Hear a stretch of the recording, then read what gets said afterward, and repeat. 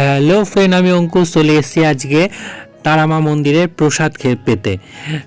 তো এখানে আমি প্রথমবার এলাম। মণিপুর ঘাটে যে তারামা মন্দির আছে, নতুন করেছে, তো সেইখানেই গেছিলাম আর কি আমি তারামা মন্দিরে প্রসাদ পেতে। তো ঠাকুরের প্রসাদ পাওয়া সত্যিই ভাগ্যের ব্যাপার। তো আমারও ভাগ্য ভালো ছিল যে খবর পেয়েছিলাম এবং গেছিলাম। আমি এরকম সব জায়গাতেই যাই মোটামুটি, ব্লগটা করা হয় না, এবার মনে হলো যে না, ব্লগটা করি। বেশ সুন্দরভাবে দেখতে পাচ্ছ, প্রচুর লোক ছিল এবং আমরাও বেশ বসার জায়গা পেয়ে গেছিলাম। লোকের ভিড় ছিল বাট জায়গা পেয়ে গেছিলাম আমরা, প্রচুর অ্যারেঞ্জমেন্ট ছিল, অনেক জায়গা ছিল। তো মন্দিরের পিছন দিকটা করে যে ফরেস্ট আছে ওখানে খাওয়াচ্ছিল।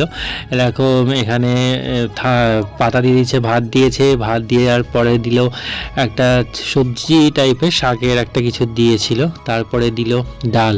মানে রান্নাগুলো এত অসাধারণ, ঠাকুরের প্রসাদ সত্যিই ভালো হয়, কিন্তু রান্নাগুলো